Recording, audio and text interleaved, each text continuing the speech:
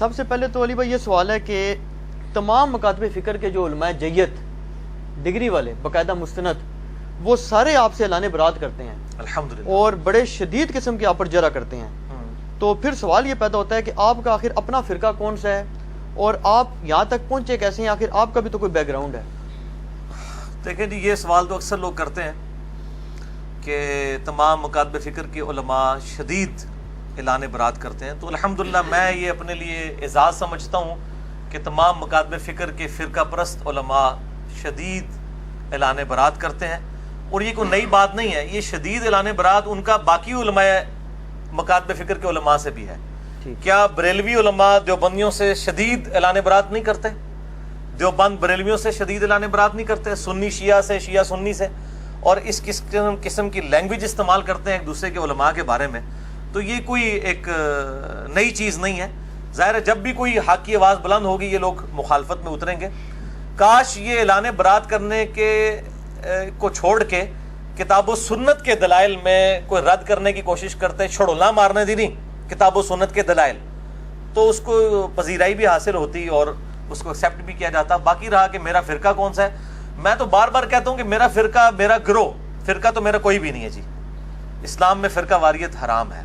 وَاعْتَصِمُوا بِحَبْلِ اللَّهِ جَمِيعًا وَلَا تَفَرَّقُوا إِنَّ الَّذِينَ فَرَّقُوا دِينَهُمْ وَكَانُوا شِيَعًا لَسْتَ مِنْهُمْ فِي شَيْءٍ. اے نبی، جنہوں نے دین میں فرقے بنائے اور اپنے آپ کو گروہوں میں بانٹ لیا، آپ کا ان سے کوئی تعلق ہی نہیں ہے. تو وہ میں اس گروہ میں شامل ہوں جو نبی صلی اللہ علیہ وآلہ وسلم کے زمانے میں آپ صلی اللہ علیہ وسلم، آپ کے صحابہ اکرام علیہم رضوان اور آپ کے اہل بیت علیہم السلام کا گروہ تھا. اور آج بھی الحمدللہ جو اس گروہ کے اندر شامل ہیں میں ان کی عزت کرتا ہوں. میں سب لوگوں کو الحمدللہ مسلمان سمجھتا ہوں جو بھی اللہ اور اس کے رسول اور صحابہ کرام اور اہل بیت کے ساتھ عقیدت رکھتے ہیں، ان کی تعلیمات کے اوپر الحمدللہ عمل کرتے ہیں.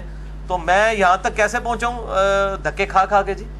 میں نے بیک گراؤنڈ تو اپنا شروع میں بتا دیا تھا کہ بیسیکلی میری جو بلٹ اپ ہوا ہے وہ ایک کٹر بریلوی خاندان کے اندر ہوا ہے، اور بڑی چھوٹی عمر سے ہی میں ایک سمجھ لیں ایک پریکٹسنگ قسم کا بریلوی تھا. پریکٹسنگ مسلمان نہیں، بریلوی. اور میں اس لیے نہیں بول رہا کہ میں بریلویوں کو نعوذ باللہ کو کافر سمجھتا ہوں، میں مسلمان ہی سمجھتا ہوں. مراد یہ کہ اپنے مکتبہ فکر کے اندر فلرش کرنے والا. یعنی میری عمر اس وقت سمجھ لیں ہارڈلی کوئی 10-12 سال تھی تو مسجد کے ساتھ تعلق بن گیا، اور بڑی چھوٹی عمر کے اندر ہی، یعنی مجھے صحیح طرح یاد ہے کہ میں مئی 1992 میں بالغ ہوا تھا، اور میں الحمدللہ اس وقت بھی 5 وقت نماز پڑھتا تھا الحمدللہ، اور رمضان المبارک کے روزے رکھتا تھا. اور اس کے بعد بڑی چھوٹی عمر کے اندر ہی دعوت اسلامی کا قرب مل گیا. الیاس قادری صاحب کا سبز پگڑی باندھنی شروع کر دی 1992 میں، 93 میں باندھنی شروع کر دی تھی. اور پھر آنورڈ تقریباً 2001 تک میں دعوت اسلامی میں رہا. اس کے بعد کچھ اختلافات کی وجہ سے میں الگ ہو گیا. اسی دوران میں انجینئرنگ یونیورسٹی سے بھی فارغ ہو چکا تھا ڈگری کر کے، اور پھر میری جاب بھی ہوگی اسلام آباد میں ایک سرکاری محکمے کے اندر.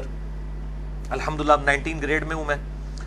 تو بینگ میکینیکل انجینئر میری اس اعتبار سے تو ایکسپرٹیز تھیں، لیکن میں میٹرک لیول سے ہی کتابیں پڑھنے کا شوقین تھا. بہار شریعت میں نے 1994 میں پہلی دفعہ دلی سے چھپ کے آئی تھی. اس وقت مجھے یاد ہے میں نے 300 روپے کی خریدی تھی. تو اس وقت 300 روپے بڑی چیز تھی، نئی آئی تھی کمپیوٹر کمپوزنگ کے ساتھ. تو میں نے فقہ حنفی ساری کی ساری پڑھ لی.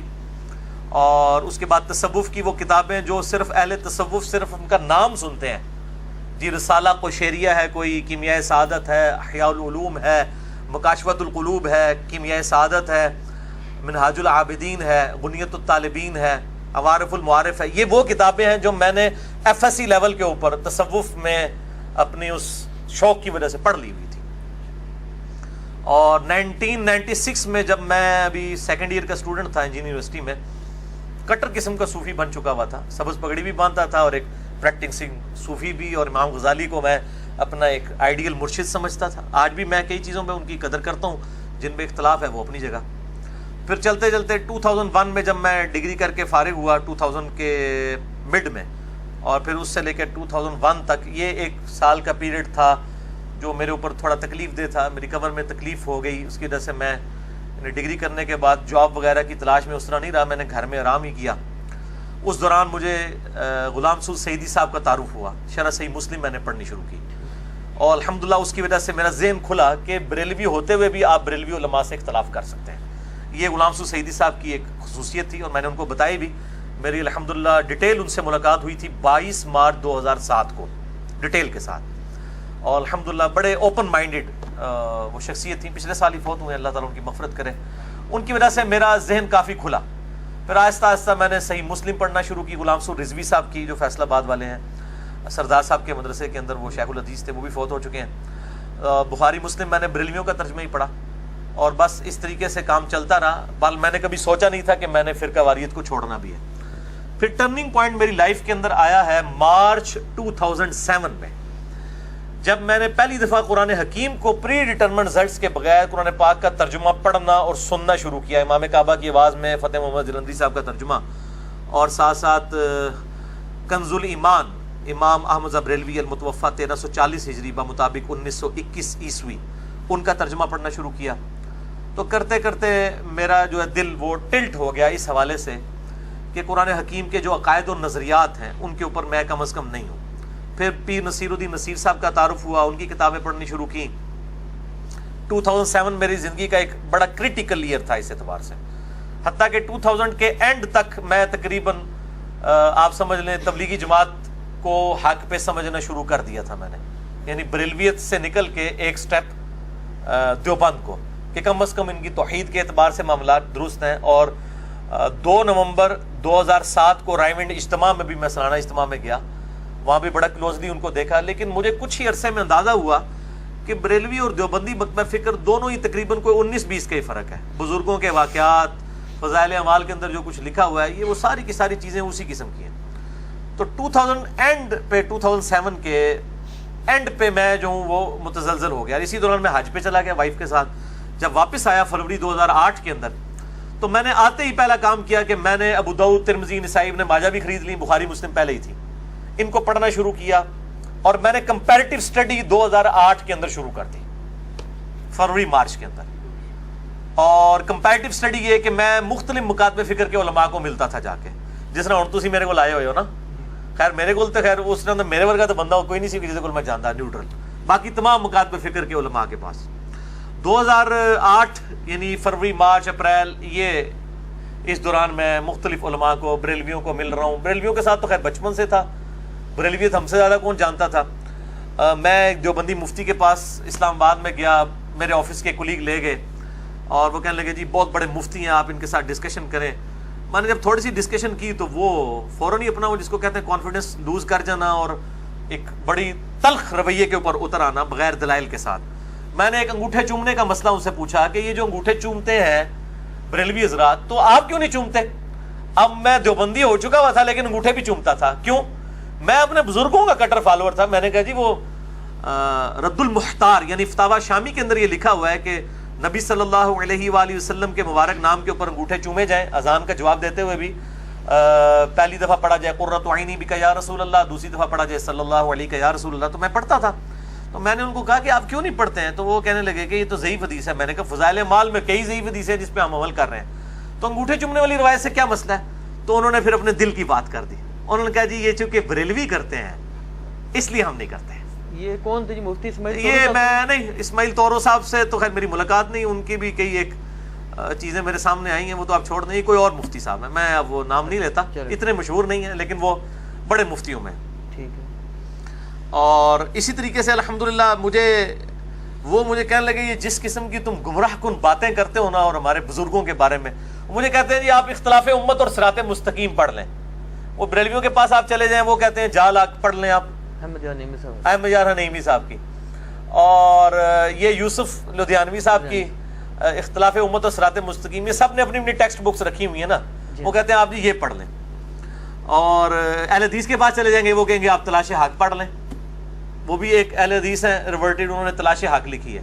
شیعہ کے پاس چلے جائیں, وہ آپ کو کہیں گے جی وہ ایک مالکی سوڈان کے سنی سے شیعہ ہوئے تھے, ان کی کتاب اردو میں آ چکی ہے, میں بھی سچوں میں ہو جاؤں, تیجانی صاحب کی. وہ کہیں گے جی یہ تیجانی صاحب دی جناب پڑھ لو, میں بھی سچوں میں ہو جاؤں.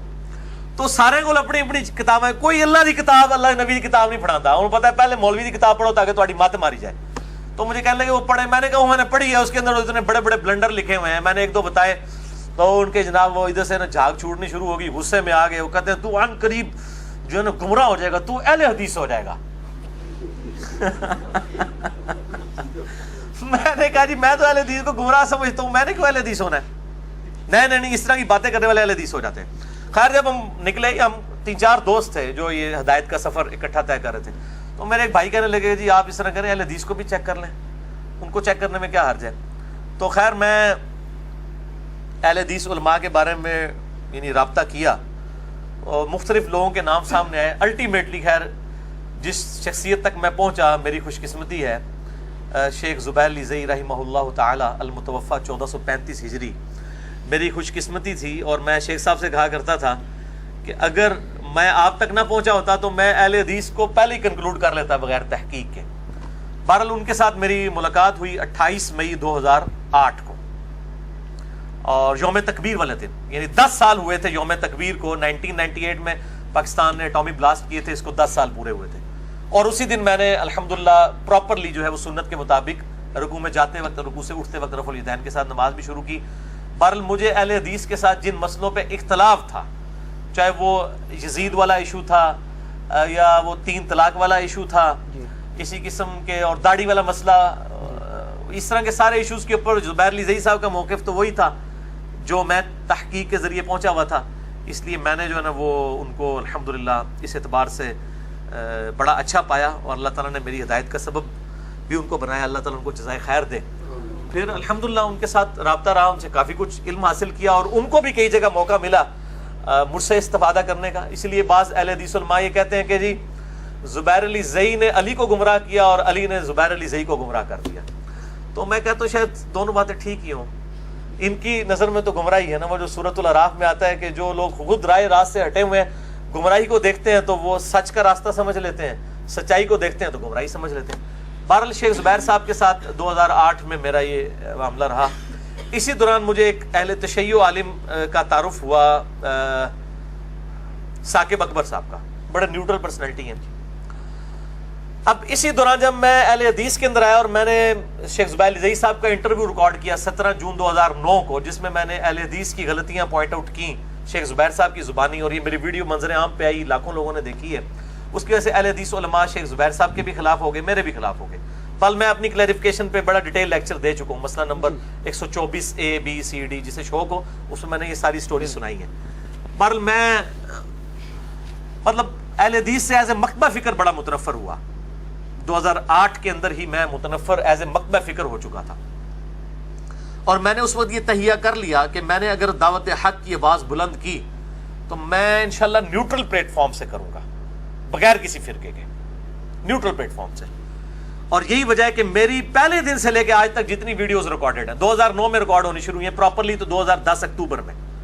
کبھی بھی آپ کو فرقہ واریت والا معاملہ وہاں پہ نظر نہیں آئے گا کہ میں نے کسی ایک فرقے کو کہ میں اس کی دعوت پیش کر رہا ہوں, کیونکہ اس ریکارڈنگ سے پہلے ہی میں الحمدللہ فرقوں کو 3 طلاقیں دے کے 4 تکبیریں پڑھ کے دفنا کے مسلمان ہو چکا ہوا تھا الحمدللہ. تو بہرحال اس میں مجھے آئیڈیا ہوا کہ اہل حدیث مکتبہ فکر میں بھی اکثریت جو ہے وہ اپنے علماء کے پیچھے ہیں, اور جو عوام الناس جو ریورٹ ہو کے آئی ہے بریلوی دیوبندی یا اہل تشیع سے, وہ کافی حد تک نیوٹرل ہے. تو بہرحال میں آج بھی ببانگے دول کہتا ہوں کہ آج بھی مجھ سے کوئی پوچھتا ہے آپ نے سوال کیا تو میں الحمدللہ ببانگے دول کہتا ہوں کہ میں جتنے بھی مکاتبے فکر ہیں, اہل سنت کے آف شوٹس ہوں یا اہل تشیع کے آف شوٹس ہوں, حنفی شافعی مالکی حنبلی اثنا عشری ہوں, زیدیاں ہوں, اہل حدیث میں سب سے بہتر حق کے اہل حدیث کے منہج کو سمجھتا ہوں, مسلک اہل حدیث کو نہیں, منہج اہل حدیث کو, یعنی کتاب و سنت اور اجماع کو حجت ماننا. باقی جو اختلاف رائے ہے وہ اپنی جگہ رہتا ہے, ان سے صحیح الاسناد حدیث کی روشنی میں.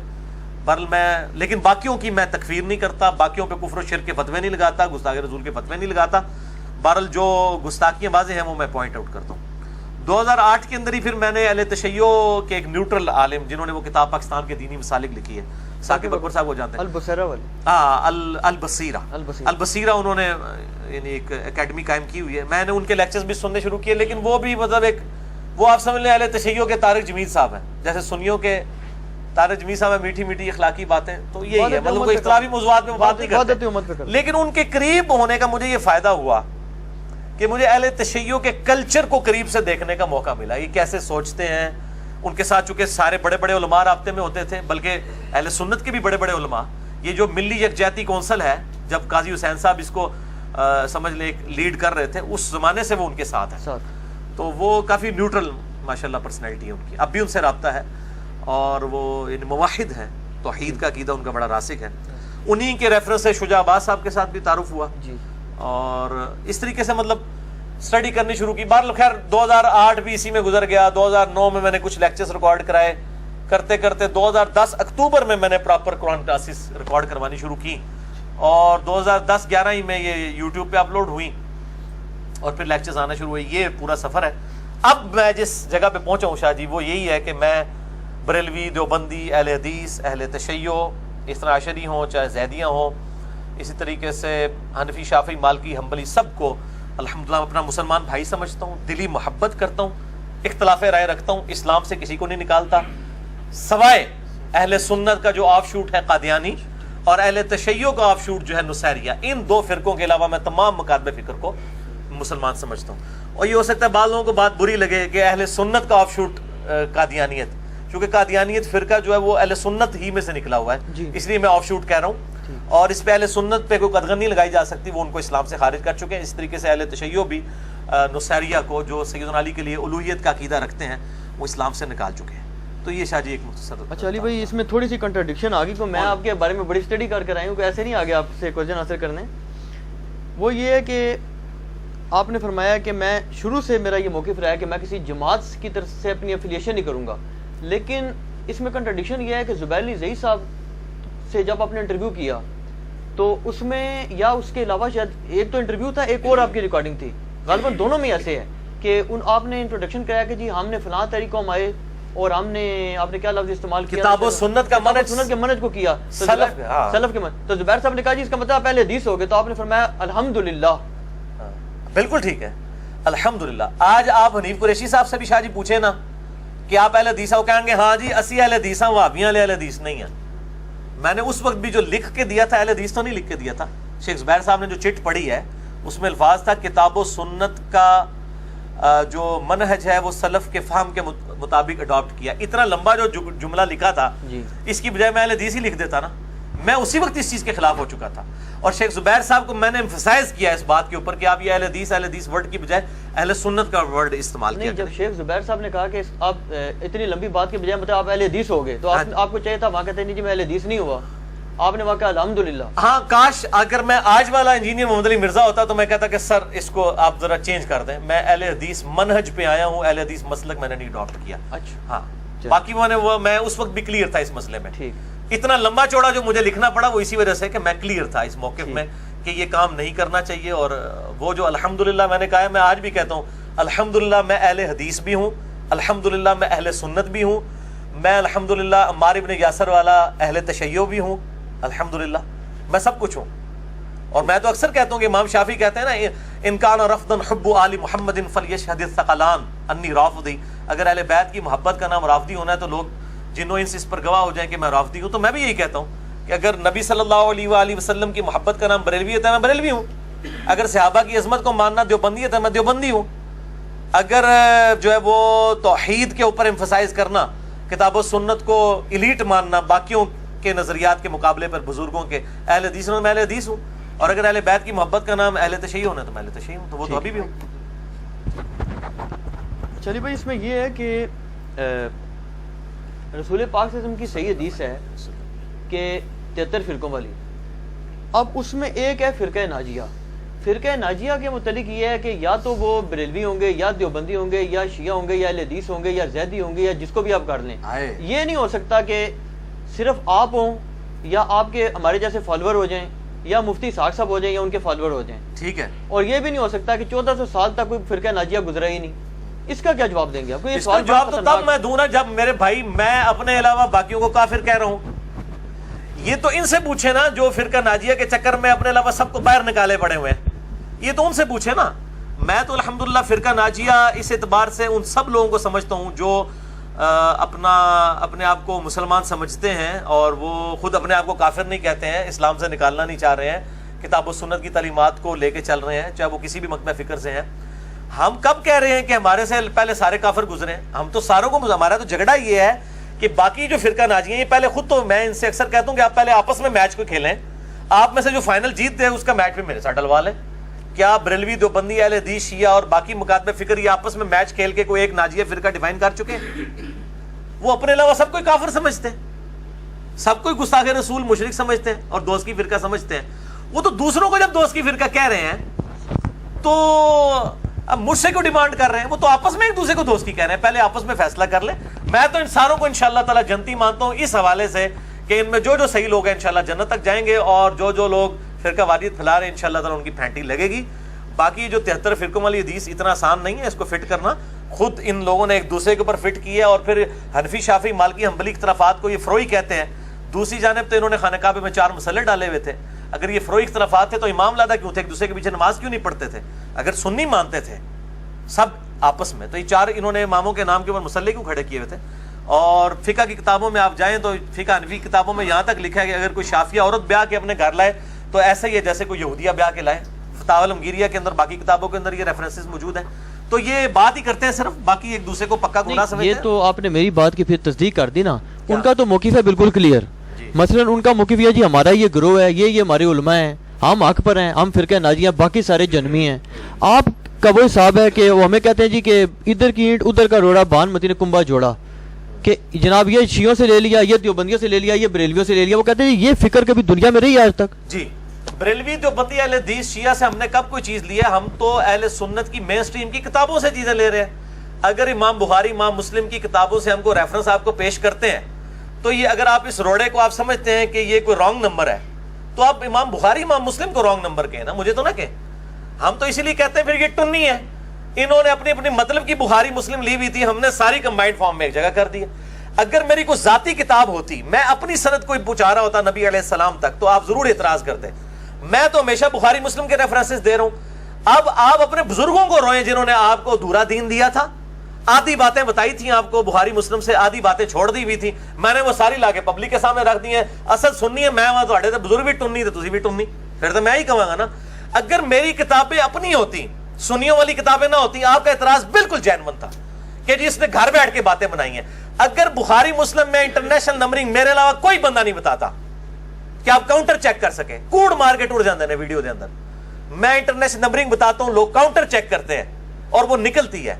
تو اگر میں نے یہ حدیثیں نکال کے پبلک کو بتائی ہیں تو یہ حدیثیں میں نے گھر تو نہیں لکھی ہیں, بخاری مسلم میں پہلے تھی. آپ اپنے بزرگوں کو روئیں, ان کے ساتھ جا کے آپ وہ جس پریس کلب کے باہر احتجاج کریں اپنے بزرگوں کے خلاف کہ جی ہم نے تو آپ انجینئر صاحب کو اپنا بزرگ مان لیا, کیونکہ آپ نے تو بخاری مسلم میں حدیثیں ہم تک چھپائی ہوئی تھی. آپ نے تو ہمیں بتایا نہیں تھا بخاری میں حدیث ہے 2812 کہ عمار کو ایک باغی جماعت قتل کرے گی, عمار ان کو جنت کی طرف بلائے گا اور وہ جماعت دوزخ کی طرف بلائے گی. آپ تو یہ حدیث چھپاتے نہیں, یہ تو علی نے نکالی ہے. تو میری اگر کتابیں جس دن شادی الگ ہوئی نا, اس دن میرے اوپر اعتراض بنے گا. جب میری کتابیں وہی ہیں جن کتابوں کو آپ بھی مانتے ہیں تو پھر میرے پہ تو اعتراض ہی کوئی نہیں ہے. باقی پرانے بزرگوں کی کیا بات ہے, وہ اللہ تعالیٰ کے پاس جا چکے, وہ اپنے اعمال کا حساب کتاب خود دیں گے, ہم ان کی کوئی تکفیر نہیں کرتے ہیں. اور باقی پریکٹیکلی تو حنفی بھی کئی معاملات کے اندر بزرگوں کے فتوے چھوڑ چکے ہیں. مدینہ کو کیا امام حنیفہ رحمہ اللہ حرم مانتے تھے؟ نہیں مانتے تھے. ابھی شوال کے 6 روزوں کے اوپر بھی میرا انشاءاللہ لیکچر آئے گا. تمام فقہ حنفی کتابوں میں تواتر سے نقل ہوا ہے کہ امام شافعی, امام ابو حنیفہ رحمہ اللہ تعالیٰ ان کو 6 روزوں کو مکروہ سمجھتے تھے. امام مالک بھی, امام مالک کی تو الموطا امام مالک میں لکھا ہوا ہے, لیکن آج ہمارے پاس حدیثیں موجود ہیں تو یہ اختلاف رائے کرتے ہیں نا. مفقود الشوہر جو ہے, مفقود الشوہر عورت جس کا شوہر گم جائے, ایسی عورت وہ 4 سال تک انتظار کرے گی. امام مالک کا فتویٰ ہے, امام حنیفہ کا فتویٰ ہے کہ 90 سال تک انتظار کرے گی, یا اس کے خامند کے ہم عمر سارے لوگ فوت ہو جائیں. تو کیا حنفی 90 سال والا فتویٰ یہ اپنی پبلک کو بتا سکتے ہیں؟ فتویٰ تو امام مالک کے فتوے کے اوپر دے رہے ہیں. تو یہ ادھر کی اینٹ ادھر کا روڑا تو یہ خود بھی لگا رہے ہیں. ہم تو دلائل کے اوپر بات کرتے ہیں. پہلے سب سے پہلے ہمارے عقائد بتائیں کہ ہمارا کون سا عقیدہ کتاب و سنت کے خلاف ہے.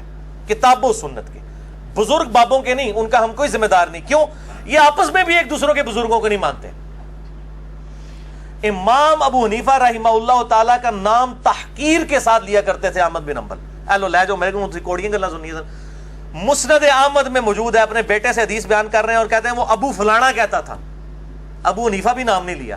تو پھر بیٹے نے پوچھا کینوں فلانا کہتے پہ, فلانا جسے پنجابی فلانا ٹینگا کہہ دینے نا, انہوں نے کہا میں ابو حنیفہ کو کہہ رہا ہوں. اس طرح تحقیر کے ساتھ یہ نام لیتے تھے. بالکل جھوٹی باتیں کرتے ہیں کہ جی وہ ان کی قبر پہ جاتے تھے رفع دین چھوڑ دیتے تھے, ان کی قبر پہ جاتے رفع دین کرتے تھے. بالکل جھوٹ مالتے ہیں, بالکل جھوٹ بولتے ہیں, ایک دوسرے کے اوپر اتنی جرح کرتے ہیں. میں جرا کے اوپر پورے لیکچر دے سکتا ہوں کہ انہوں نے ایک دوسرے کو پوڑ کے رکھا ہوا ہے. تو پھر یہ جب آپس میں ایک دوسرے کے ساتھ یہ کچھ کرتے رہے ہیں تو ہم سے کوئی ایکسپیکٹ کرتے ہیں؟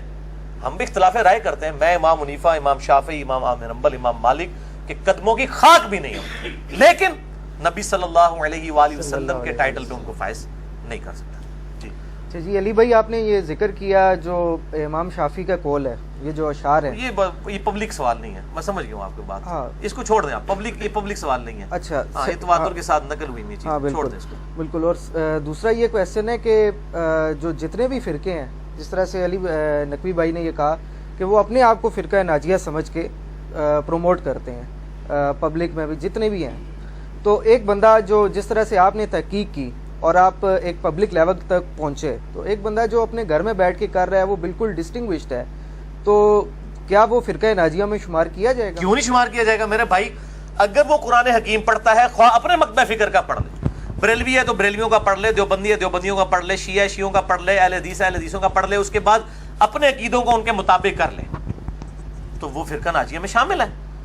اگر یعنی قرآن کا پہلا صفحہ کہہ رہا ہے ایاک نعبد و ایاک نستعین، اس کا ترجمہ بریلویوں نے بھی وہی کیا ہے، اہل حدیث نے بھی وہی کیا ہے، دیوبند نے بھی وہی کیا ہے. کسی نے شیطان سے مدد نہیں مانگی ہوئی ہے، نہ کسی نے اس میں ترجمے میں لکھا ہے کہ ہم یا علی مدد یا شیخ عبد القادر جیلانی مدد بھی کہتے ہیں. تو سب کے سب مان ہی رہے ہیں نا، تو اس کے اوپر عمل کریں، اس میں کوئی مسئلہ نہیں ہے. لیکن وہ ترجمہ اپنا پڑھیں. اور یہ جو کہتے ہیں نا جی وہ ترجمے اپنے اپنے لوگوں نے کیا، ہم کہتے ہیں آپ اپنے ہی پڑھ لیں، چھوڑ دیں باقیوں کو. جی شاہ جی. اچھا علی بھائی، ایک سیدھا سا جواب دینا ہے اپنے بات کا، کوئی لمبی چوڑی سوال نہیں ہے. ہمیں بھی لوگ ایسی بات کرتے ہیں پھر چپ ہو جاتے ہیں ہم.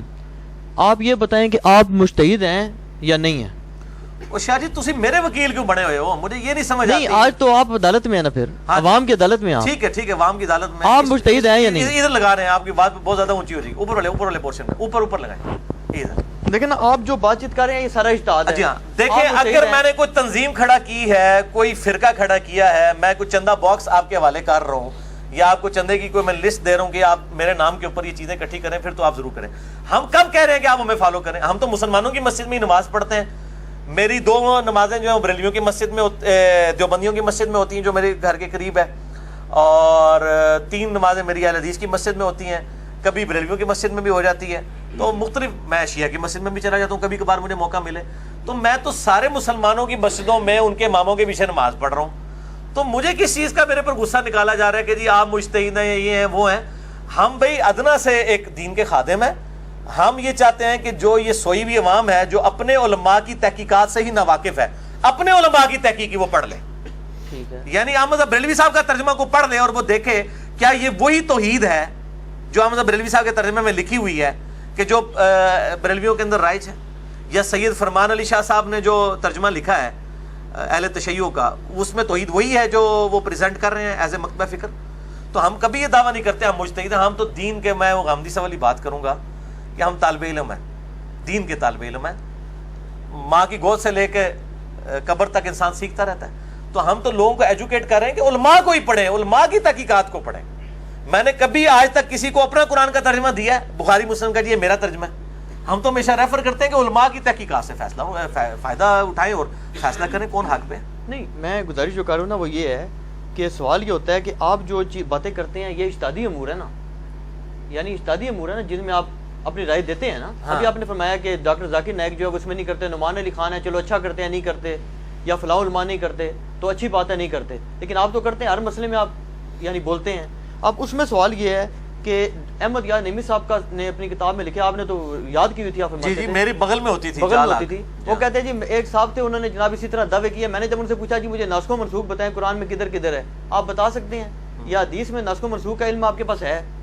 نہیں. تو اس سے اینڈ رزلٹ کیا نکالنا چاہتے ہیں کہ امام حنیفہ کے مقلد ہو جائیں؟ نہیں، مطلب وہ یہ کہتے ہیں نا، کوکم نورانی صاحب سے وہ بول ٹی وی پر سوال ہوا، انہوں نے کہا جی آپ جاہل ہیں، انہوں نے کہا جی نہیں میں عالم، لیکن اس درجے کا میں عالم اپنے آپ کو نہیں مانتا، میں تقلید کرتا ہوں. تو آپ تقلید تو نہیں کرتے، آپ تو یہ دعوے اجتہاد کرتے ہیں. تو پھر آپ کے پاس یہ علوم اگر ٹیسٹ کیے جائیں، جی جی جی ہاں جی میں بتا دوں. میں الحمدللہ میرے پاس کئی علوم ایسے ہیں کہ جن کی آپ تقلید کر رہے ہیں وہ علوم ان کے پاس بھی نہیں تھے. کئی علوم ایسے بھی ہیں میرے پاس الحمدللہ. قرآن حکیم کی جو آیات سائنس کے ساتھ تعلق رکھتی ہیں وہ الحمدللہ ہمیں سائنس جو ہے وہ امام مالک، امام شافعی، امام احمد حنبل، امام مالک، امام حنیفہ سے زیادہ ہی آتی ہے الحمدللہ. یہ دعوے نہ آپ کریں. مسئلہ یہ ہے کہ کیا یہ جو دعوے کر رہے ہیں کہ آپ تقلید کریں، کوکب نورانی صاحب ہوں یا تقی عثمانی صاحب ہوں، تو یہ جو تقلید جن مسئلوں میں کر رہے ہیں اپنے بزرگوں کی، ان سے پوچھیں وہ تو مسئلے آج ابسلیٹ ہو چکے ہیں. آج کے دور کا مسئلہ ہے ویڈیو کیمرے کا مسئلہ. یہ بتائیں امام حنیفہ نے کہاں لکھا ہے میں تقلید کرنے کے لیے تیار ہوں؟ دکھائیں شاعری، آپ دکھا دیں. آج کے دور کا مسئلہ ہے انتقال خون کا مسئلہ، مجھے امام مالک کی کسی کتاب سے دکھائیں. آج کے دور کا مسئلہ ہے گردوں کی ٹرانسپلانٹ کا مسئلہ، قطبین پہ نماز کا مسئلہ، ہوائی جہاز میں نماز کا مسئلہ. یہ مسئلے اگر اماموں سے دکھائیں تو میں مقلد ہونے کے لیے تیار ہوں. وہ میرے دور کے انسان نہیں ہے نا، میرے جو مسائل ہیں اس وقت وہ ان کا سلوشن ان کے پاس نہیں ہے. وہ سلوشن کون دے رہے ہیں؟ آج کے علماء دے رہے ہیں نا. تو ان کو چاہیے پھر یہ امام حنیفہ کی بجائے آج کے علماء کا اپنے آپ کو مقلد ڈکلیئر کریں نا. یہ امام حنیفہ کا مقلد کیوں کہہ رہے ہیں؟ مسئلے تو ان کے مان رہے ہیں، مسئلے تو ان لوگوں نے لکھے ہیں. تو پھر یہ کہیں گے نہیں جی اجتہاد کا دروازہ قیامت تک کھلا ہے. تو ہم بھی کہہ رہے ہیں اجتہاد کا دروازہ قیامت تک کے لیے کھلا ہوا ہے. ٹھیک ہے، تو یہ آپس میں بھی اختلافات. ان سے پوچھیں کہ آپ امام حنیفہ سے بڑے عالم ہیں جو آپ نے ان کا وہ مفقود الشعور والا فتویٰ بدل کے 90 سال والا 4 سال کر دیا ہے. تقی عثمانی صاحب امام حنیفہ سے بڑے عالم دین ہیں جو انہوں نے فتویٰ بدل لیا. نہیں، وہ کہتے ہیں جی ہم نے امام مالک کا لیا نا، ہمیں کو اپنا اجتہاد تو نہیں کیا. نہیں، لیکن تقلید تو ختم ہو گئی نا آپ کی. ہم بھی یہی کر رہے ہیں کہ جس مسئلے میں امام مالک کا فتویٰ ٹھیک ہے ہم لیتے ہیں. اچھا، ہاں بالکل. ہمیں یہ بتائیں کہ ہم نے کون سا ایسا عقیدہ اڈاپٹ کیا ہے یا ایسا کون سا فقہ کا مسئلہ اڈاپٹ کیا ہے جو اہل سنت کے مین اسٹریم کے علماء کا نہیں رہا. جب یہ خود بدلتے رہتے ہیں اپنے فتوے، تو اگر ہم بھی دلائل کی روشنی میں لیتے ہیں، اگر میرے نزدیک یہ ہے کہ خون نکلنے سے وضو نہیں ٹوٹتا، تو یہ میرے عقیدے کا تو اکیلے کا تو عقیدہ نہیں تھا. تو امام شافعی کا بھی یہ موقف ہے، امام بخاری کا بھی یہ موقف ہے. اور یہ موقف میں نے ان کی وجہ سے نہیں مانا، میں نے ابو داؤد کی اس حدیث کی وجہ سے مانا ہے کہ جو ایک صحابی کو پیرے پہ کھڑا کیا تھا، ان کو تیر لگتے رہے، خون نکلتا رہا، انہوں نے نماز اپنی مکمل کی. اور یہ اکثر کہہ رہے ہوتے ہیں کہ جی وہ بعض تھوڑی دیر کے لیے شافعی ہو جاتے ہیں، ساتھ حنفی ہو جاتے ہیں. بھائی ہم ہر معاملے میں ہی نبی علیہ السلام کے ساتھ ہیں. یہ ہمیں امام شافعی نے تو مسئلہ نہیں بتایا، یہ تو نبی صلی اللہ علیہ وسلم کے صحابہ نے بتایا. اس طرح بیوی کو ہاتھ لگانے سے وضو ٹوٹ جاتا ہے، امام شافعی کا موقف یہ غلط ہے، امام حنیفہ کا صحیح ہے. تو نہ امام حنیفہ کروں لے کے آئے مسئلہ تھے، نہ امام شافعی کروں لے کے آئے. ہمارے پاس حدیث موجود ہے صحیح بخاری کی کہ عائشہ رضی اللہ تعالیٰ عنہ کہتی ہیں کہ میں نماز پڑھ رہی ہوتی تھی، حجرے جو ہے وہ تنگ تھا. جب آپ صلی اللہ علیہ وآلہ وسلم سجدے میں جانے لگتے تھے میرے پاؤں کو ٹو دیتے تھے، میں پاؤں سمیٹ لیتی تھی، آپ نماز پڑھتے تھے، اس دوران آپ اپنی بیوی کو ٹچ کر رہے تھے، آپ کا وضو بھی نہیں ٹوٹتا تھا. تو ہم تو اس مسئلے میں امام حنیفہ کے ساتھ ہے، اس لیے کہ ان کا مسئلہ حدیث کے مطابق ہے. ہم یہ کہتے ہیں ان اماموں نے کون سا ایسا مسئلہ آج کے دور کا بتا دیا ہے جو کتاب و سنت میں موجود نہیں ہے. ٹھیک ہے، بلکہ ہم درجنوں ایسے مسئلے بتائیں گے جو ہم آپ کو بتائیں گے اور وہ ان بزرگوں نے نہیں بتائے ہوں گے، تو پھر آپ ہمارے مقلد ہو جائیں گے. اجتہاد کا کوئی مسئلہ نہیں ہے. عقائد کے اوپر ہم الحمدللہ دلائل، اور عقائد پہ جو خود کہتے ہیں کہ ہم تقلید نہیں کرتے ہیں، کہتے ہیں نا. ہاں بالکل. اچھا، تو ان سے پوچھیں کہ عقائد میں امام حنیفہ کی تقلید کیوں نہیں کرتے؟ کیا امام حنیفہ بد عقیدہ تھے؟ نعوذ باللہ. اور ہے تھے، ان کے نزدیک تھے، ان کے عقائد ان سے نہیں ملتے تھے، اس لیے کہتے ہیں ہم مقلد نہیں ہیں. بھائی جس کے عقیدوں کے آپ مقلد نہیں ہیں اس کی فقہ کیوں لے کے چل رہے ہیں؟ جس کا عقیدہ ہی صحیح نہیں ہے آپ کے نزدیک تو آپ کی اس کی فقہ کیا لے کے چل رہے ہیں؟ تو یا پھر آپ نے جو عقیدے جو لکھے ہیں اس کے اندر جال حق کے اندر مفتی احمد جان خان نعیمی صاحب نے، یا جو وہ ہے کتاب ان کی اختلاف امت اور صراط مستقیم میں یوسف لدھیانوی صاحب نے جو دیوبند کے عقائد لکھے ہیں، یہ ذرا امام حنیفہ سے ثابت کریں کہ امام حنیفہ قبروں سے جائز طریقے سے فیض لینے کے قائل تھے. المحند المفند میں جو شیخ خلیل سہارنپوری نے لکھا ہے، تو دکھائیں یہ عقائد ان سے، کہیں ثابت نہیں ہے. بلکہ وہ کہتے ہیں ہم تو عقائد میں ابو منصور ماتریدی اور ابو الحسن الاشعری کے پیروکار ہیں. یہ المحند کے مقدمے میں انہوں نے لکھا ہے، ان کے ہم عقائد میں ان کے پیروکار ہیں اور فروع میں ان کے ہیں. ہاں ٹھیک. تو ان کو تو خود ہی نہیں کلیئر ہو رہا کہ اسی کس ٹائم اسی الحمدللہ عقائد اور فروع دو امام اعظم محمد رسول اللہ صلی اللہ علیہ وآلہ وسلم کے پیروکار ہیں. اچھا، یہ جو آپ کے سامنے احادیث کی کتب پڑھی ہوئی ہیں، جی جی، اگر یہ ساری کتب میرے جیسا ایک شخص پڑھ لے یا یہ سعید بھائی پڑھ لیں اور کیا جی سے یہ مسئلہ سمجھ آ رہا ہے، تو کیا یہ بات کافی ہے یا ہمیں یہ بھی بتانا پڑے گا یار اس سے سلف نے یہ فہم لیا تھا؟ آپ کا اس میں کیا موقف ہے؟ سلف کے فہم کو آپ مانتے ہیں یا نہیں مانتے؟ جی سلف کے فہم کو مانتے ہیں. اگر سلف کے فہم سے مراد یہ ہے کہ سلف آپ کو بتا رہے ہوں کہ یہ حدیث لکھی ہوئی ہے، اس حدیث کا مطلب یہ ہے. ٹھیک ہے.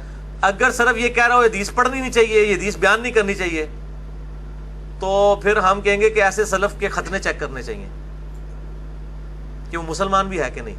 کہ جو نبی صلی اللہ علیہ وآلہ وسلم کی حدیث کے بارے میں یہ کہتا ہے کہ یہ حدیث بیان نہیں کرنی چاہیے، وہ یہ بتانا چاہ رہا ہے کہ نبی علیہ السلام نے یہ جو حدیث بیان کی یہ بالکل غلط کیا اور امت کو نہیں بتانی چاہیے تھی، نعوذ باللہ من ذالک. تو وہ کتمان حق کی طرف ہمیں گائیڈ کر رہا ہے. تو میں تو پھر وہ ایک مہذب الفاظ استعمال کرتا ہوں کہ ایسے سلف کے پھر خطرے چیک کرنے چاہیے جو کہتا ہے کہ حضور کی بیان کردہ بات کو آگے بیان نہیں کرنا، تا وقت کہ وہ یہ ثابت نہ کر دے کہ اللہ کے نبی نے خود فرمایا ہو کہ یہ بات جو ہے یہ خاص اس کے لیے، اس کو آگے بیان نہیں کرنا، جیسا حذیفہ ابن یمان کو منافقین کے نام بتائے اور پھر منع فرما دیا کہ آگے نہیں بتانے۔